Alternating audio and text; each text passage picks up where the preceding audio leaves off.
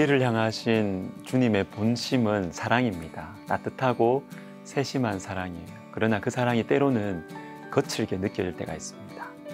고난을 통해서, 결핍을 통해서 우리 영혼을 깨우시고 살리실 때가 있는 것이죠. 그것도 하나님의 사랑의 손길입니다.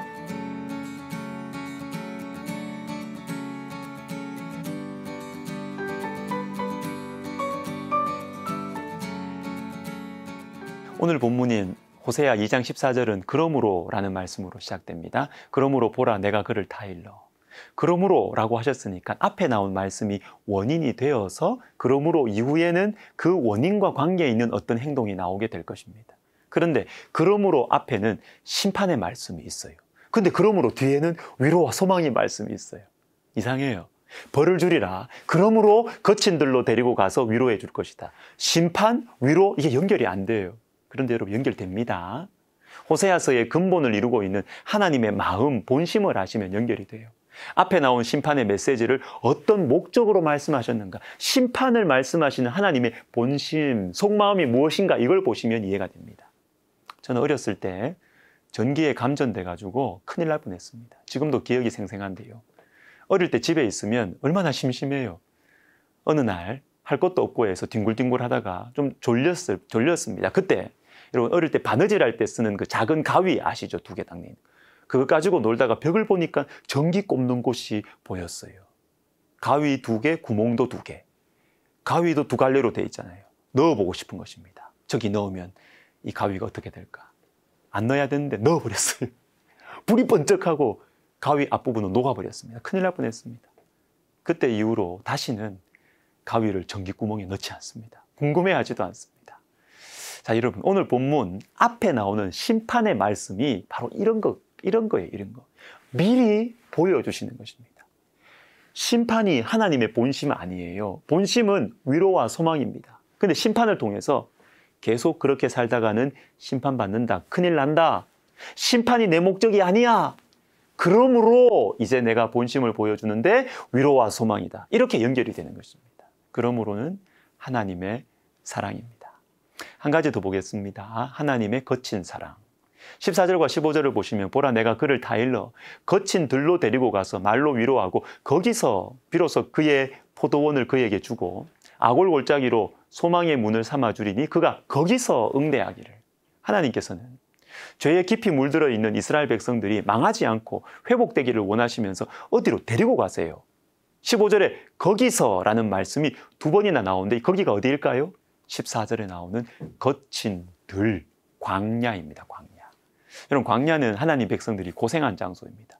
먹을 것 없고 위험하고 추운 곳입니다. 그런데 우리 하나님께서 하나님 백성들을 광야로 데리고 가시고 그곳에서 위로하십니다. 아니 위로를 하시려면 좀 좋은 레스토랑, 리조트 이런 데 데리고 가셔야지 왜 고생한 광야로 데리고 가십니까?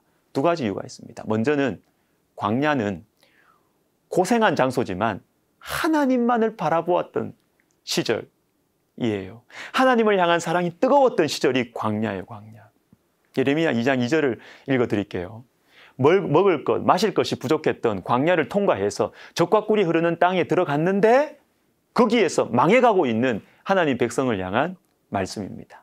가서 예루살렘의 귀에 외칠지니라. 여호와께서 이와 같이 말씀하시기를 내가 너를 위하여 내 청년의 때의 인애와 내 신혼 때의 사랑을 기억하노니 곧 씨 뿌리지 못하는 땅 그 광야에서 나를 따랐음이니라. 그 광야에서 그때 어땠다고요?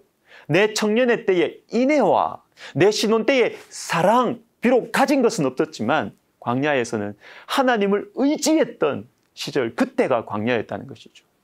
이스라엘에서 사역하신 선교사님께서 쓰신 책을 보니까요, 이스라엘 사람들은 광야 이렇게 하면 허니문이 떠오른다고 합니다. 신혼 시절 방 하나 부엌 하나 사글세 원룸 차가 어디 있어요? 가난했습니다.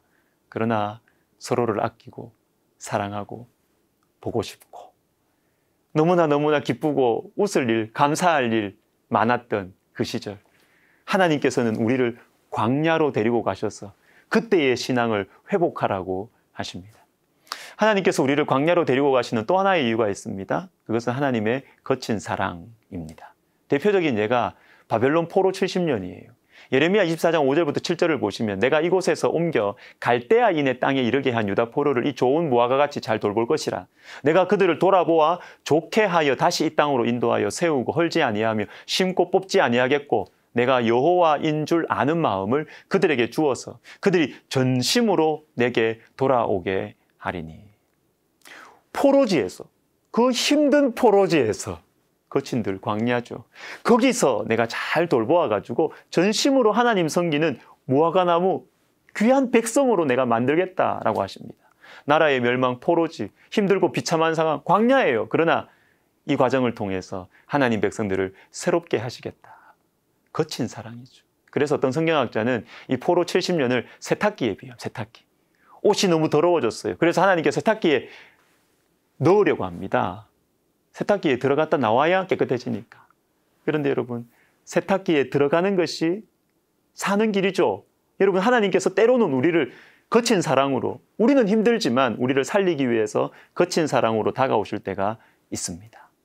여러분, 우리는 지금 어디에 와 있습니까? 하나님께서 우리를 어디로 데려가십니까? 좋은 레스토랑으로, 경치 좋은 곳으로 데리고 가십니까? 뭐 그럴 수도 있어요.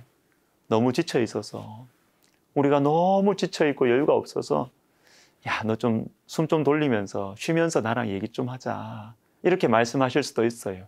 그러나 우리 중에는 광야로 데리고 가시는 하나님, 광야에서 거친 들에서 위로하시는 하나님을 만나고 계신 분도 계실 겁니다. 신혼 때의 사랑, 광야의 사랑 좀 회복하라고. 지금 있는 이 부유함과 편안한 속에서 도리어 마음을 지키지 못하고 있고 하나님을 멀리하고 있기 때문에 광야로 우리를 데리고 가시는 하나님, 거친 사랑의 손길 가운데 있는 분들도 계실 겁니다. 주님께서 여러분을 사랑하십니다.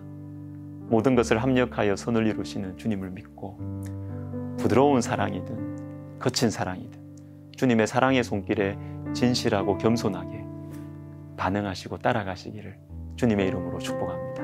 기도하겠습니다. 하나님 아버지, 부드러운 사랑이든 거친 사랑이든 나를 사랑하시는 주님의 손길임을 믿고 따라갈 수 있는 귀한 믿음을 우리에게 허락하여 주옵소서. 예수님의 이름으로 기도하옵나이다. 아멘.